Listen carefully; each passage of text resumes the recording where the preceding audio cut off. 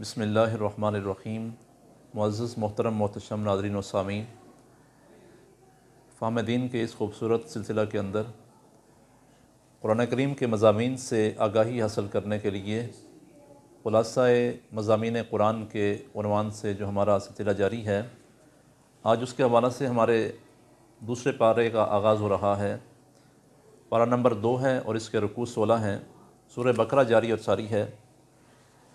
اللہ رب العزت کی توفیق سے قرآن کریم سے اپنے تعلق کو جوڑنے کے لیے، قرآن کا فہم حاصل کرنے کے لیے، پیغام خداوندی سے آگاہی حاصل کرنے کے لیے ہمارا یہ سلسلہ جاری اور ساری ہے، اور امید ہے کہ آپ اس سلسلہ کو آگے سننے کے بعد دوسروں تک پہنچاتے بھی ہوں گے اور ذوق اور شوق کا مظاہرہ یقیناً کرتے ہوں گے، اور آئندہ بھی آپ سے امید کی جاتی ہے اپنی دعاؤں کے اندر ہمیں یاد رکھیے گا تاکہ یہ سلسلہ کامیابی کے ساتھ آگے بڑھتا رہے اور زیادہ لوگ قرآن کے نور سے اپنے سینوں کو پرنور کر سکیں اور قرآن کے پیغام سے آگاہی حاصل کر سکیں۔ اللہ تعالی ہم سب کو اس مشن کے اندر استقامت بھی عطا فرمائے اور اخلاص بھی عطا فرمائے۔ تو آئیے اپنے سبق کی طرف بڑھتے ہیں۔ دوسرا پارہ ہے، سورہ بقرہ جاری ہے۔ اس پارہ کے اندر بیان ہونے والے مضامین کا خلاصہ ہم جاننے کی کوشش کرتے ہیں۔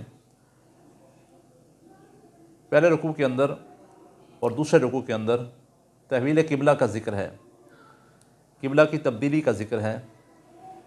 قبلہ کیسے تبدیل ہوا، کس مسجد میں ہوا، اس کی حکمت کیا ہے، کس نماز میں ہوا، اور اس کے تبدیل کرنے کی وجہ کیا بنی، اس کے حوالے سے ہم جاننے کی کوشش کرتے ہیں۔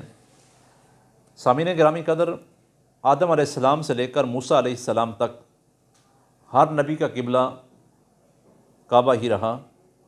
پھر موسیٰ علیہ السلام سے عیسیٰ علیہ السلام تک قبلہ بیت المقدس بنا۔ پھر سرکار دو عالم صلی اللہ علیہ وسلم نے ہجرت مدینہ کے بعد تقریباً 16-17 ماہ تک بیت المقدس کی طرف منہ کر کے نماز پڑھی اور قبلہ بیت المقدس ہی رہا۔ لیکن حضور نبی کریم صلی اللہ علیہ وسلم کی چاہت تھی، خواہش تھی، مرضی تھی، پسند تھا کہ وہ کعبہ جس کو ابراہیم علیہ السلام نے اور اسماعیل علیہ السلام نے تعمیر کیا ہے وہ ہمارا قبلہ بن جائے۔ حضور کی یہ چاہت تھی، یہ مرضی اور خواہش تھی کہ حضور ظہر کی نماز پڑھا رہے ہیں، 4 رکعتوں والی نماز ہے، 2 رکعتیں پڑھی ہیں، تو اللہ رب العزت کی بارگاہ سے یہ پیغام آ گیا، قبلہ کی تبدیلی کا حکم آ گیا، اور فرمایا قد نرى تقلب وجهك في السماء فلنولينك قبلة ترضاها فول وجهك شطر المسجد الحرام۔ تو اللہ رب العزت نے حضور کی مرضی کے مطابق، حضور کی پسند کے مطابق قبلہ کعبۃ اللہ کو بنا دیا، اور آقا کریم صلی اللہ علیہ وسلم کی اتباع کے اندر حضور کے غلاموں نے بھی نماز کی حالت کے اندر اپنے رخ حضور کی اتباع کے اندر پھیر لیے، اور وہ مسجد قبلتین جو آج مشہور ہے وہاں پر قبلہ کی تبدیلی ہوتی ہے اور بیت المقدس سے خانہ کعبہ کی طرف منہ کر کے نماز پڑھنے کا حکم آ گیا۔ جب قبلہ کی تبدیلی ہوئی اور کعبہ کی طرف منہ کر کے نماز پڑھی جانے لگی تو دشمن نے پھر مختلف قسم کی باتیں کرنی شروع کر دی، مسلمانوں کے خلاف چہم گوئیاں شروع کر دی۔ لیکن اللہ نے اس کی حکمت یہ بیان کی ہے کہ کعبہ کی تبدیلی کیوں ہوئی۔ فرمایا لِنَعْلَمَ مَن يَتَّبِعُ الرَّسُولَ مِمَّن يَنقَلِبُ عَلَىٰ عَقِبَیْہِ، تاکہ ہم دیکھیں کہ کون الٹے پاؤں پلٹتا ہے اور کون آپ کی پیروی کرتا ہے۔ تو یہ قبلہ کی تبدیلی، تحویل قبلہ، یہ مسلمانوں کے لیے ایک آزمائش بھی تھی، مسلمانوں کے لیے ایک امتحان بھی تھا کہ کون حضور کی اتباع کرتے ہوئے آپ کی پیروی کرتا ہے اور کون الٹے پاؤں پلٹتا ہے اور اعتراض کرتا ہے۔ تو حضور کے غلام بھی آقا کریم کی اتباع میں قبلہ کے تبدیلی کا حکم آنے کے بعد اپنے رخ کو بیت المقدس سے کعبہ کی طرف کر لیتے ہیں۔ تو یہ یہاں پر پہلے رکوع کے اندر اللہ نے تحویل قبلہ کا ذکر کیا اور حکم دیا اسی رکوع کے آخر میں حضور نبی کریم علیہ الصلوۃ والسلام کے بعثت کے مقاصد کو بیان کیا گیا ہے۔ اب بعثت کے مقاصد کیا ہیں؟ ان میں سے پہلا مقصد تلاوت آیات ہے، دوسرا مقصد کتاب و حکمت کی تعلیم ہے، اور تیسرا مقصد تزکیہ نفس ہے، باطن کی اصلاح کرنا ہے، باطن کا تزکیہ کرنا ہے۔ یہ آقا کریم صلی اللہ علیہ وسلم کی بعثت کے مقاصد اللہ نے قرآن کے اندر بیان کیے ہیں۔ دوسرے رکوع کے اندر بھی یہی مضمون جاری ہے، اور دوسرے رکوع کے آخر میں اللہ رب العزت نے اپنا ذکر کرنے کا اور شکر بجا لانے کا حکم ارشاد فرمایا ہے۔ فرمایا فاذکرونی اذکرکم واشکروا لی ولا تکفرون، بس تم میرا ذکر کرو، میری یاد کرو، اور میں تمہاری یاد کروں گا۔ بس تم مجھے یاد کرو، میں تمہیں یاد کروں گا۔ خوش نصیب ہے وہ انسان، خوش بخت ہے وہ انسان جو اللہ کو یاد کرے اور بدلے میں اللہ کریم اس کو یاد کرے، اس کا ذکر کرے۔ اللہ فرماتا ہے کہ تم مجھے فرش زمین پر یاد کرو، میں عرش اولا پہ تمہیں یاد کروں گا۔ تم دنیا کی محافل میں مجھے یاد کرو، میں فرشتوں کی بزم میں تمہیں یاد کروں گا۔ اور آگے فرمایا واشکروا لی ولا تکفرون، میں نے تم پر احسانات کیے، تم پر نعمتیں کی، تمہیں انسان بنایا، تمہیں اپنے نبی کا امتی بنایا، مسلمان کے گھر پیدا کیا، تمہیں سر سے لے کر پاؤں تک سارا وجود دیا، اور زمین و آسمان کی کئی اور نعمتیں تمہیں عطا کی ہیں۔ اللہ فرماتا ہے ان تمام نعمتوں کا تقاضا یہ ہے کہ تم میرا شکر ادا کرو، میری نعمتوں کا کفران نہ کرو۔ دوسرے مقام پر اللہ نے فرمایا لئن شکرتم لازیدنکم ولئن کفرتم ان عذابی لشدید، اگر تم میرا شکر ادا کرتے رہو گے، میری نعمتوں پر کفران نہیں کرو گے، شکر بجا لاتے رہو گے، تو میں نعمتوں کی فراوانی کرتا رہوں گا، میں نعمتوں میں اضافہ کرتا رہوں گا۔ تو یہاں پر اللہ رب العالمین نے دوسرے رکوع کے آخر میں ذکر اور شکر کا حکم دیا ہے، اور کفران نعمت سے اللہ نے منع کیا ہے۔ سامعین گرامی کا تیسرا رکوع ہے، پارہ نمبر 2 ہے۔ یہاں پر صبر اور نماز کا حکم دیا گیا ہے۔ انسان راہ حق پہ چلتا ہے، دین کی راہ پر گامزن ہوتا ہے، مشکلات آتی ہیں، تکالیف آتی ہیں، رکاوٹیں آتی ہیں، بڑی بڑے مصائب و آلام سے دوچار ہونا پڑتا ہے، لیکن ایسے وقت کے اندر اللہ نے ہمیں یہ نسخہ عطا کیا ہے کہ تم نے راہ حق پر چلتے ہوئے تکالیفوں کے آنے پر صبر کا دامن نہیں چھوڑنا، صبر کا دامن مضبوطی سے تھام لینا ہے، اور اس کے بعد دوسرا کام یہ کرنا ہے اللہ کی بارگاہ میں سجدہ ریز ہو جانا ہے، نماز کا اہتمام کرنا ہے۔ جب تم صبر بھی کر لو گے، نماز بھی پڑھ لو گے، تو صبر اور نماز کی برکت سے اللہ تمہیں تمام مشکلات میں حوصلہ عطا کر دے گا، اور مشکلات پر صبر بھی عطا کر دے گا، اور مشکلات کو برداشت کرنے کی ہمت بھی اللہ تمہیں عطا فرما دے گا۔ آگے فرمایا ان اللہ مع الصابرین، بے شک اللہ صبر کرنے والوں کے ساتھ ہے۔ معیت سے مراد کیا ہے؟ مفسرین فرماتے ہیں معیت سے مراد اللہ کی تائید اور اس کی نصرت ہے۔ اگر تم صبر کرو گے تو اللہ کی تائید بھی تمہارے ساتھ ہوگی، اس کی نصرت بھی تمہارے ساتھ ہوگی، اس کی مدد بھی تمہارے شامل حال ہوگی، اور تمہیں کسی مشکل کا سامنا نہیں کرنا پڑے گا۔ اس کے بعد دیکھیں، زندگی میں انسان کو مختلف قسم کی آزمائشیں، مختلف قسم کے امتحانات کا سامنا کرنا پڑتا ہے۔ آزمائشوں کی مختلف صورتیں ہیں، امتحانات کی مختلف صورتیں ہیں جن سے انسان کو سامنا کرنا پڑتا ہے۔ وہ آزمائش کی صورتیں کیا ہیں؟ قرآن بیان کرتا ہے وَلَنَبْلُوَنَّكُمْ بِشَيْءٍ مِّنَ الْخَوْفِ وَالْجُوعِ وَنَقْصٍ مِّنَ الْأَمْوَالِ وَالْأَنفُسِ وَالثَّمَرَاتِ وَبَشِّرِ الصَّابِرِينَ۔ اللہ فرماتے ہیں ہم تمہیں ضرور آزمائیں گے۔ یا اللہ کیسے آزمائے گا؟ فرمایا خوف دے کر، بھوک دے کر، مالوں میں کمی کر کے، جانوں میں کمی کر کے، پھلوں میں کمی کر کے تمہیں آزماؤں گا۔ اور جب آزمائش آئے گی تو آزمائش پر کرنا کیا ہے؟ اللہ فرماتا ہے جب میری بارگاہ سے آزمائش آئے، پریشانی آئے، پیارے بچھڑ جائیں، جانیں جدا ہو جائیں، تو اس وقت کیا کرنا ہے؟ صبر کرنا ہے۔ اور صبر کرنے والوں کو اللہ کی بارگاہ سے بشارت مل رہی ہے۔ اب صبر کرنے والے کون ہیں؟ جو مصیبت کے وقت میں، پریشانی کے وقت میں، تکلیف کے عالم میں، بھوک کے عالم میں، افلاس کے عالم میں، ہر قسم کی تنگی کے عالم میں، جانوں کی جدائی کے عالم میں، پھلوں کی کمی کی صورت میں، خوف کی صورت میں کوئی واویلا نہیں کرتے، बेसब्री के कलिमात नहीं बोलते, गरेबान चाक नहीं करते, अपने सर में खाक नहीं डालते, अपना चेहरा नहीं नोचते, बल्कि क्या कहते हैं, इन्ना लिल्लाहि व इन्ना इलैहि राजिऊन, हम अल्लाह के लिए हैं और सब ने अल्लाह की बारगाह में लौट कर जाना है। ये आर्जी टाइम है, ये गुजर जाएगा। ये आर्जी मुश्किलात हैं, ख़त्म हो जाएंगी। ये आर्जी परेशानियां हैं, दूर हो जाएंगी। ये आर्जी गुर्बत है, ख़त्म हो जाएगी। ये आर्जी अफलास है, ख़त्म हो जाएगा। बस हमने अल्लाह की बारगाह में लौट कर जाना है। तो जब एक बंदा मोमन का इधर से अंदाज़ ये होता है, इधर से रब की बारगाह में तस्लीम और रज़ा का पैकर बन जाता है, तो मालिक की कायनात की बारगाह से फिर उसके लिए खुशखबरी क्या है, उलाइका अलैहिम सलावातु मिर रब्बिहिम व रहमा व उलाइका हुमुल मुहतदून। अल्लाह की बारगाह से नवाज़ात, इनायात, अल्लाह की बारगाह से अताएँ उसके लिए होती हैं। और फिर अल्लाह फरमाता है यही लोग हिदायत याफ्ता हैं, यही लोग हिदायत पर हैं। तो यहाँ पर अल्लाह रब्बुल इज़्ज़त ने इस तीसरे रुकू के अंदर उन लोगों का जिक्र किया है जो सब्र करते हैं, और सब्र करने वालों को बिशारत अल्लाह ने सुनाई है। इसके बाद सफ़ा व मरवा को अल्लाह ने अपनी निशानी करार दिया है। इन्ना सफ़ा वल मरवा मिन शाइरिल्लाह। सामीन गिरामी कदर, जब ज़माना जालियत के अंदर एक बुत सफ़ा पर नसब था और एक बुत मरवा पर नसब था। जब मुसलमानों ने इस्लाम कबूल किया, नए इस्लाम कबूल करने के बाद मुसलमान चूँकि हज करने वालों के लिए, उम्रा करने वालों के लिए सफ़ा मरवा की साई लाजिम है, वाजिब है।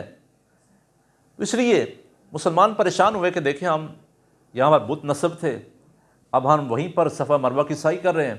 परेशानी तशवीश लायक हुई तो अल्लाह रब्बुल इज़्ज़त की बारगाह से ये पैगाम आ गया, सफ़ा मरवा की साई करनी है तुमने, तुम्हें क्या, अगर बुत वहाँ पर नसब थे तो क्या था, आज तुम बुतों के तो साई नहीं कर रहे, आज तुम तो अपने रब के हुक्म के मुताबिक अमल करते हुए अल्लाह की एक बंदी हज़रत हाजरा सलामुल्लाह अलैहा की सुन्नत पर अमल करते हुए सफ़ा मरवा की साई कर रहे हो। लिहाजा फरमाया फ़ला जुनाह अलैहि अन यतवफ़ा बिहिमा व मन ततव्वा खैरन फ़इन्नल्लाह शाकिरुन अलीम, कि तुम पर कोई हरज नहीं है कि तुम सफ़ा मरवा की साई करो, तुम्हें कोई गुनाह नहीं है, कोई मुज़ायका नहीं है, कोई हरज नहीं है, क्योंकि तुम अल्लाह की एक बंदी की सुन्नत पर अमल करते हुए ये काम करना है तुमने। तो यहाँ पर अल्लाह ने सफ़ा व मरवा को अपनी निशानी करार दिया। इसके बाद इसी रुकू में अल्लाह करीम की बारगाह से नाज़िल करदा रोशन दलीलों को छुपाने वालों को लानत का मुस्तहिक करार दिया गया है। यानी जो अल्लाह की रोशन दलीलों के आने के बाद उनको छुपाते हैं, फरमाया उनके लिए क्या है, उलाइका यलअनुहुमुल्लाहु व यलअनुहुमुल लाइनून। अल्लाह करीम उनको दूर करता है अपनी रहमत से और लानत करते उन्हें लानत करने वाले। तो जो अल्लाह रब्बुल इज़्ज़त की बारगाह से आने वाले रोशन दलाइल के बावजूद भी उनको मानने के तैयार नहीं है, इनकार करता है, कुफ़र करता है, तो वो अल्लाह की बारगाह से लानतों का मुस्तहिक बनता है। और यहाँ पर जो तौबा करने वाले हैं, अल्लाहु अकबर, जो तौबा करने वाले हैं, अपनी इस्लाह करने वाले हैं, तो उनके लिए क्या है, फरमाया फ़उलाइका अतूबु अलैहिम व अना तव्वाबुर रहीम। अल्लाह उनको खुशखबरी सुना रहा है, ऐसे लोगों की तौबा मैं कबूल करता हूँ और मैं बहुत तौबा कबूल करने वाला, बहुत रहम फरमाने वाला हूँ। अल्लाहु अकबर। एक तरफ काफिरों के लिए वईद, लानत के हकदार, और दूसरी तरफ ईमान वालों के लिए, तौबा करने वालों के लिए, अल्लाह की बारगाह में रजू करने वालों के लिए अल्लाह की बारगाह से खुशखबरी है। सामीन गिरामी कदर, इसके बाद तीसरा रुकू है दूसरे पारे का। उसके अंदर एक बड़ी अहम आयत करीमा है, कुरान की आयतों में से एक अहम तरीन आयत, व इलाहुकुम इलाहुम वाहिद ला इलाहा इल्ला हुवर रहमानुर रहीम। इस आयत के 3 जुज़ हैं। पहले जुज़ के अंदर अल्लाह की तौहीद का ऐलान, दूसरे जुज़ के अंदर शिर्क की नफ़ी, और तीसरे जुज़ के अंदर दोनों चीज़ों की दलील है, तौहीद की भी और शिर्क की भी। तो ये कुरान की आयतों में से अहम तरीन आयत करीमा है, जिसमें अल्लाह की वहदानियत का ऐलान भी है, अल्लाह करीम के साथ किसी को शरीक न ठहराने का ज़िक्र भी है, अल्लाह के रहमान होने का और उसके रहीम होने का ज़िक्र भी यहाँ पे है। इसके बाद चौथा रुकू है, दूसरा पारा है। इसमें अल्लाह करीम के वजूद के दलाइल दिए गए हैं। देखें ना, बाज़ लोग आज भी ملحدین اللہ کی ذات پہ اعتراض کرتے ہیں، اللہ کے وجود کا انکار کرتے ہیں، یہ ساری کائنات جو ہے یہ ویسے ہی مارد وجود میں آ گئی ہے، اسے کوئی بنانے والا نہیں ہے، کوئی چلانے والا نہیں ہے۔ تو مالک کی کائنات نے ان ملحدین کے ان تمام اعتراضات کو اس رکوع میں دور کر دیا۔ اللہ کریم نے زمین و آسمان سے متعلقہ چیزوں سے استدلال کیا ہے اور ان کو لاجواب کیا ہے۔ فرمایا ان فی خلق السماوات والارض واختلاف اللیل والنہار والفلک التي تجری فی البحر بما ینفع الناس، یعنی بے شک زمین و آسمان کے پیدا کرنے میں، رات اور دن کے اختلاف میں، اور سمندر کے اندر کشتیاں چلتی ہیں ان کے اندر، اور آسمان سے بارش کا نزول ہوتا ہے، اور زمین و آسمان کے درمیان بادل معلق ہیں، یہ ساری چیزیں کس بات کا پتہ دے رہی ہیں؟ اللہ کے وجود کا۔ اس ساری کائنات کے نظام کو، زمین و آسمان کے نظام کو منظم انداز کے اندر، مربوط انداز کے اندر چلانے والی کوئی ہستی تو موجود ہے۔ یہ ساری چیزیں موجود ہیں، اور عقل والوں کے لیے، سمجھ رکھنے والوں کے لیے اس میں دلائل موجود ہیں۔ یہ ساری کائنات ویسے ہی نہیں بن گئی، ویسے ہی نہیں چل رہی۔ رات دن اپنے ٹائم پہ آ رہے ہیں، اور زمین و آسمان کا نظام قائم اور دائم ہے، ہمیشہ سے ہے، اور بڑے منظم انداز کے اندر بارش کا نزول ہوتا ہے، بادل بنتے ہیں، اور بادل زمین و آسمان کے درمیان معلق ہیں، اور کشتیاں سمندر کے اندر تیرتی ہیں۔ یہ سب کچھ مربوط اور منظم طریقے سے چل رہا ہے، جو اس بات کی دلیل ہے کہ اس ساری کائنات کا بنانے والا کوئی موجود ہے، کوئی صانع ہے، کوئی چلانے والا ہے، کوئی خالق ہے، اور وہ کون ہے؟ وہ اللہ وحدہ لا شریک ہے۔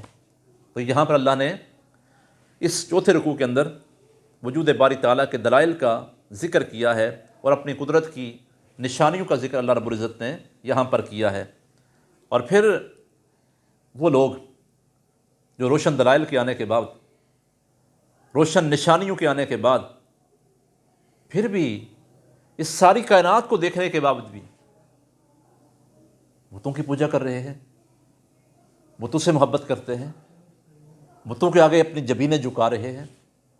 عجیب لوگ ہیں، کمعقل لوگ ہیں، اور بدبخت لوگ ہیں، جو سب کو دیکھنے کے باوجود بھی بتوں کے آگے سجدہ ریز ہیں، بتوں کی پوجا کر رہے ہیں۔ اور اللہ فرماتا ہے کہ وہ لوگ بتوں سے محبت زیادہ کر رہے ہیں، جبکہ اہل ایمان کی شان کیا ہے؟ اہل ایمان کی محبت کا مرکز اور محور کیا ہے؟ اللہ کی ذات ہے۔ فرمایا اہل ایمان والذین آمنوا اشد حبا للہ، اہل ایمان تو سب سے بڑھ کر اللہ کی ذات سے پیار کرتے ہیں، اللہ کی ذات سے محبت کرتے ہیں۔ اور منکرین، مشرکین، کفار بتوں کے آگے سجدہ ریز ہوتے ہیں، تو ان کے لیے کیا ہے؟ شدید عذاب کی وعید ہے، سخت عذاب کی وعید ہے، جو اللہ نے یہاں پر ان کے لیے بیان کی ہے۔ سامعین گرامی قدر، 5واں رکوع ہے، دوسرا پارہ ہے۔ اس کے اندر اللہ رب العزت کا پیغام کیا ہے؟ اس کے اندر احکام کیا ہیں؟ اللہ نے یہاں پر حلال چیزیں کھانے کا حکم دیا ہے۔ یا ایھا الناس کلوا مما فی الارض حلالا طیبا، پاکیزہ چیزیں کھاؤ، حلال چیزیں کھاؤ۔ تو یہاں پر اللہ نے 5ویں رکوع کے اندر حلال طیب چیزیں کھانے کا حکم ارشاد فرمایا ہے، اور شیطان کی پیروی سے اللہ نے منع کیا ہے کہ شیطان کی پیروی نہیں کرنی۔ شیطان تمہارا کھلا دشمن ہے، شیطان تو دشمن ہے، راہ راست سے دور کرتا ہے، اللہ کی بارگاہ سے دور کرتا ہے، وہ حرام کے قریب لے کے جاتا ہے، حلال سے دور کرتا ہے، قسم قسم کے وسوسے خیالات دل میں پیدا کرتا ہے۔ تو فرمایا وہ تمہارا کھلا دشمن ہے، تم نے شیطان کی بات کو نہیں ماننا، تم نے رحمان کی بات کو ماننا ہے۔ شیطان کے راستے پر نہیں چلنا، تم نے رحمان کی راہ پر چلنا ہے۔ اللہ نے جن چیزوں کو حلال کر دیا ہے وہ حلال ہیں، اور جن چیزوں کو حرام کر دیا ہے وہ حرام ہیں۔ اسی رکوع میں حرام کھانے سے منع کیا گیا ہے، اور جو چیزیں حرام ہیں ان کا ذکر بھی اللہ نے یہاں پر کیا ہے۔ فرمایا انما حرم علیکم المیتۃ والدم ولحم الخنزیر وما اہل بہ لغیر اللہ، یہاں پر اللہ نے 4 چیزوں کو حرام کیا ہے۔ مردار حرام ہے، خون حرام ہے، خنزیر کا گوشت حرام ہے، اور ذبح کے وقت جس جانور پر غیر اللہ کا نام لیا جائے وہ حرام ہے۔ سامعین گرامی قدر، یہاں پر ایک غلط فہمی کا ازالہ کرتے چلیں۔ وہ جانور ذبح کے وقت جس کے اوپر اللہ کے سوا کسی اور کا نام لیا جائے وہ حرام ہے، لیکن یہاں سے بعض لوگ بیمار ذہن کے مالک وہ کہتے ہیں کہ ہر وہ جانور جسے غیر اللہ سے منسوب کیا جائے وہ حرام ہے۔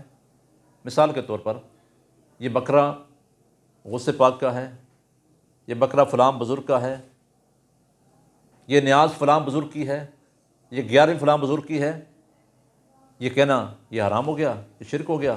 اللہ کہتا ہے کہ غیر اللہ کے نام پر جو جانور ذبح کیا جائے وہ تو حرام ہے، حالانکہ ایسا نہیں ہے۔ یہ اس وقت ہے کہ جب ذبح کے وقت اللہ کے سوا کسی اور کا نام لیا جائے، حالانکہ کوئی بھی مسلمان کسی کا یہ عقیدہ نہیں ہے اور نہ ہی کوئی یہ کام کرتا ہے۔ ہر کوئی ذبح کے وقت بسم اللہ اللہ اکبر کہہ کر جانور کو ذبح کرتا ہے، اور جب اللہ کے سوا کسی اور کا نام لیا جائے گا ذبح کے وقت تو وہ جانور حرام ہوگا۔ ویسے اس طریقے سے یہ تو حرام نہیں ہے، یہ تو کسی بزرگ کے اصالہ ثواب کے لیے، ان کی نیاز ان کے اصالہ ثواب کے لیے، بکرا ان کے اصالہ ثواب کے لیے، دمبا ان کے اصالہ ثواب کے لیے، بیل ان کے اصالہ ثواب کے لیے، یہ کھانا، یہ چاول، یہ دیگ ان کے اصالہ ثواب کے لیے، تو یہ تو حرام نہیں ہے، یہ تو شرک نہیں ہے۔ حرام تب ہوگا کہ جب ذبح کے وقت اللہ کے سوا کسی بزرگ کا نام لیا جائے، کسی شہید کا نام لیا جائے، کسی اور کا نام لیا جائے، تب جا کر وہ جانور حرام ہوتا ہے، ادروائز وہ حرام نہیں ہے۔ اس کے بعد اللہ رب العزت نے اللہ کی آیات کو بیچنے والوں اور ہدایت کے بدلے گمراہی خریدنے والوں اور نجات کے بدلے عذاب خریدنے والوں کے لیے آگ کے عذاب کی وعید سنائی ہے۔ جو لوگ اللہ کی آیات کو بیچتے ہیں تھوڑی سی قیمت کے بدلے میں، رد و بدل کر دیا، تحریف کر دی، یا ہدایت کے بدلے گمراہی کو اختیار کر لیا، نجات کے بدلے میں اللہ کے عذاب کو خرید لیا، عذاب کی راہ پر گامزن، گمراہی کے راستے پر گامزن، تحریف کی راہ پر گامزن، تو ان کے لیے آگ کے عذاب کی وعید یہاں پر سنائی گئی ہے۔ فرمایا اولئک ما یأکلون فی بطونہم الا النار ولا یکلمہم اللہ یوم القیامۃ ولا یزکیہم ولہم عذاب علیم، کہ ان کے اپنے پیٹوں میں وہ آگ بھر رہے ہیں اور اللہ ان سے کلام بھی نہیں کرے گا قیامت کے دن، اور نہ ہی اللہ انہیں پاک کرے گا، اور ان کے لیے کیا ہے؟ دردناک عذاب ہے۔ استغفر اللہ، استغفر اللہ۔ سامعین گرامی قدر، رشوت کے چند لقمے بھی اگر انسان لیتا ہے، مفسرین نے یہاں پر لکھا ہے رشوت لینے والا بھی اللہ کی آیات کو بیچنے والا ہے، اور رشوت لینے والے کو بھی آگ کا لقمہ ملنے والا ہے۔ تو یہاں پر اللہ نے ان تمام احکام کو بیان کیا ہے، اور اس کے بعد آگے رکوع نمبر 6 میں جو مضامین بیان ہوئے ان میں ذکر ہوا کہ اصل نیکی کیا ہے، کامل نیکی کیا ہے۔ یعنی بس نیکی یہ نہیں ہے کہ تم اپنے چہرے مشرق کی طرف کر لو، مغرب کی طرف کر لو، بلکہ نیکی ایک جامع پیکج کا نام ہے۔ ظاہری اعمال کے ساتھ ساتھ حقیقی مقاصد کو بھی بڑے پرمغز انداز میں، جامع انداز میں یہاں پر بیان کیا گیا ہے۔ حضور ضیاء الامت فرماتے ہیں اسلام کی ساری تعلیم ان 4 عنوانوں کے نیچے درج کی جا سکتی ہے۔ وہ 4 عنوان کون سے ہیں؟ عقائد، معاملات، عبادات اور اخلاق۔ یہاں پر من آمن باللہ والیوم الآخر سے لے کر والنبیین تک، یہاں تک عقائد اسلامیہ کا ذکر ہے، اور آگے وآت المال علی حبہ، یہاں سے لے کر وفی الرقاب تک معاملات کا بیان ہے اس آیت کے اندر، اور اس کے بعد وأقام الصلاۃ وآت الزکوٰۃ کے اندر اسلامی نظام عبادات کے 2 اہم رکن نماز اور زکوٰۃ بتائے گئے ہیں۔ اس کے بعد ضابطۂ اخلاق کی پابندی کا حکم فرمایا گیا ہے۔ کس قدر جامع آیت کریمہ ہے یہ۔ والموفون بعہدہم اذا عاہدوا والصابرین فی الباساء والضراء وحین الباس، پورا کرنے والے اپنے وعدوں کو جب وعدہ کرتے ہیں، صبر کرنے والے مصیبت میں اور سختی میں، اور جہاد کے وقت یہی لوگ ہیں جو راست باز ہیں، اور یہی لوگ حقیقی پرہیزگار ہیں۔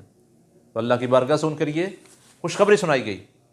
تو یہ رکوع نمبر 6 کے اندر اللہ نے ایک مکمل جو نیکی کا پیکج ہے، یعنی بندہ صرف یہ نہ سمجھ لے بس نماز پڑھ لی کافی ہے، روزہ رکھ لیا وہ کافی ہے۔ حالانکہ نماز بھی جب خلوص سے خالی ہو، عاجزی سے خالی ہو، خشوع سے خالی ہو، خضوع سے خالی ہو، منہ پر دیری مار جاتی ہے۔ روزہ بھی جب انسان صرف بھوک کو برداشت کرے، پیاس کو برداشت کرے، باقی سارے گناہ کرتا رہے، تو حدیث پاک کے مطابق اللہ کو اس کے روزے کی کوئی ضرورت نہیں ہے، سوائے بھوک کے اور پیاس کے اسے کوئی حاصل نہیں ہوتا۔ تو صرف نماز پڑھ لینا، روزہ رکھ لینا اور باقی سارے معاملات خراب کرنا، احکام اسلامیہ سے انحراف کرنا اور سمجھنا بس یہی نیکی ہے، یہ بھی نیکی ہے، لیکن جو باقی چیزیں ہیں ان کو بجا لانا یہ بھی دین اسلام کے اندر لازمی اور ضروری ہے اور کامیابی کے لیے ضروری ہے۔ اسی رکوع میں ایک اہم مسئلہ، ایک اہم حکم قصاص کا ہے۔ آج تو قتل کرنا بڑا آسان ہے، جس کو چاہا جب چاہا قتل کر دیا، کیونکہ سزائیں نہیں ہیں ہمارے اندر۔ ہمارے معاشرے کے اندر جرائم ہیں لیکن سزائیں نہیں ہیں۔ اگر جرائم پر سزائیں ہوں تو جرائم کا خاتمہ ہو سکتا ہے۔ اسلامی سزائیں، قرآنی سزائیں جو بیان کی گئی ہیں وہ سزائیں نافذ نہیں ہیں ہمارے معاشرے کے اندر، جس کی بنا پر آئے روز معاملات بگڑتے جا رہے ہیں، جرائم بڑھتے جا رہے ہیں۔ تو اس رکوع کے اندر اللہ نے قصاص کا حکم دیا ہے۔ فرمایا القصاص فی القتلى الحر بالحر والعبد بالعبد۔ زمانہ جاہلیت میں کیا تھا؟ اگر کوئی غلام قتل کرتا، چونکہ وہ سردار تھے، معاشرے کے بڑے لوگ تھے، طاقت والے تھے، تو وہ کسی آزاد کو اس کے بدلے میں قتل کر دیتے۔ اگر عورت قتل کرتی تو اسے قتل نہ کیا جاتا بلکہ مرد کو مار دیا جاتا، اسے پھانسی چڑھا دیا جاتا۔ تو یہ ایک زمانہ جاہلیت میں جنگل کا قانون تھا، جس کو چاہا مار دیا، جس کو چاہا قتل کر دیا، جس کو چاہا چھوڑ دیا۔ لیکن اسلام نے آ کر ایسا اصول دیا، اسلام نے آ کر ایسا نظام دیا جس کے اندر قوموں کی بقا ہے، جس کے اندر قوموں کا تحفظ ہے، جان کا، مال کا، عزت کا، آبرو کا تحفظ ہے اسلامی نظام کے اندر۔ تو اللہ نے یہاں پر قصاص کا حکم دیا ہے، اور قصاص کو اللہ نے زندگی قرار دیا ہے۔ فرمایا وَلَكُمْ فِي الْقِصَاصِ حَيَاتٌ، قصاص میں تمہارے لیے زندگی ہے۔ عقل والو، قصاص میں ظلم نہیں ہے، جس طرح بعض لوگ کہتے ہیں ظلم ہے، سزا نہیں ہونی چاہیے ایسی۔ ایک بندہ قتل ہو گیا، دوسرے کو ہم کیوں قتل کر دیں؟ لیکن فرمایا نہیں، ایسا نہیں ہے۔ قتل کے بدلے قتل ہوگا تو جرائم ختم ہوں گے، کسی کو جرت نہیں ہوگی، ہمت نہیں ہوگی کہ وہ کسی اور کو قتل کرے۔ اگر اسلامی سزائیں نافذ ہو جائیں تو ہمارے معاشرے سے بے شمار جرائم کا خاتمہ ہو سکتا ہے۔ تو یہاں پر اللہ نے قصاص کا حکم دیا ہے، اور اگر مقتول کے وارث اگر چاہیں تو قاتل کو معاف کر سکتے ہیں، دیت کا مطالبہ کر سکتے ہیں، خون بہا لے سکتے ہیں، اور پھر قاتل کو بھی چاہیے کہ وہ بھی ان کے ساتھ تعاون کرے اور مطالبے پر اچھے طریقے سے ان کو جو مطالبہ کریں ان تک پہنچایا جائے، اور اگر معاف کر دیے جائیں تو یہ بھی بہت بڑا اعزاز ہے اور بہت بڑی شان ہے اور بہت بڑے اجر کا باعث ہے۔ تو یہاں پر اللہ رب العزت نے اس حوالہ سے قصاص کے بارے میں ذکر کیا ہے، اور تصفیہ کے بعد جب صلح ہو جائے دونوں فریقوں کے اندر، اس کے بعد جو زیادتی کرے گا پھر اس کے لیے دردناک عذاب کی وعید بھی ہے۔ اب اس کے بعد رکوع نمبر 7 میں، پارہ نمبر 2 میں جو مضامین بیان ان کے اندر روزوں کی فرضیت کا بیان ہے۔ اللہ نے روزے فرض کیے ہیں، اور روزوں کی فرضیت کا مقصد بیان کیا ہے کہ روزوں کی فرضیت کا مقصد تقویٰ کا حصول ہے، تقویٰ حاصل ہو جائے، تقویٰ مل جائے۔ حکمت یہ ہے کہ تقویٰ نصیب ہو جائے۔ اب یہاں پر ایک عام سوال یہ ہے یہ حکمت تو بیان کر دی کہ روزوں کی فرضیت کا مقصد یہ ہے کہ تقوی حاصل ہو جائے، لیکن اب سوال یہ ہے کہ روزے صرف ماہ رمضان میں ہی کیوں مقرر کیے گئے؟ یہ عبادت ماہ رمضان کے ساتھ کیوں خاص ہوئی، کسی اور مہینے میں کیوں نہیں ہوئی؟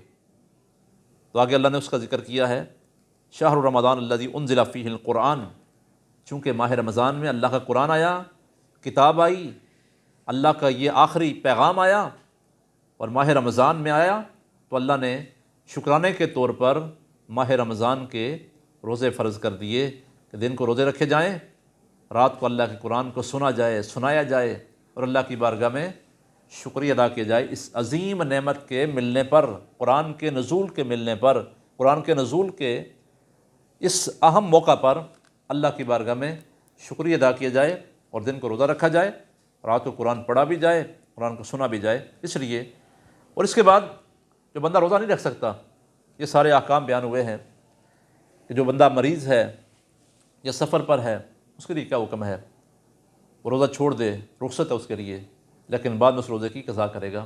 اور جو معذور ہے اس کے لیے فدیہ ہے، مریض ہے، کمزور ہے، بوڑھا ہے، روزہ نہیں رکھ سکتا، اس کے لیے فدیہ مقرر کیا گیا ہے، ایک مسکین کو 2 ٹائم کا کھانا کھلانا 1 روزے کا فدیہ ہے، یا اس کی قیمت دے دے۔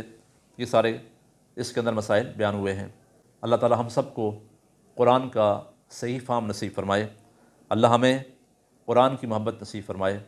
آپ قرآن کی محبت میں بیٹھتے ہیں، سنتے ہیں، ذوق اور شوق کا مظاہرہ کرتے ہیں، اس پیغام کو آگے لوگوں تک پہنچاتے ہیں، بس مقصد یہی ہے کہ دنیا سے جہالت ختم ہو جائے اور لوگ دین کے قریب آ جائیں، قرآن سے اپنا ٹوٹا ہوا تعلق اور رشتہ پھر سے بحال کر لیں۔ اس کے بعد دنیا کے اندر عروج حاصل کرنے کا یہی واحد ذریعہ ہے، ہم دین سے، قرآن سے، اللہ کے پیغام سے آگاہی حاصل کرنے کے بعد اس کو زندگیوں کے اندر نافذ کر لیں، تو دنیا کے اندر مسلمان کو پھر سے وہ عروج مل سکتا ہے۔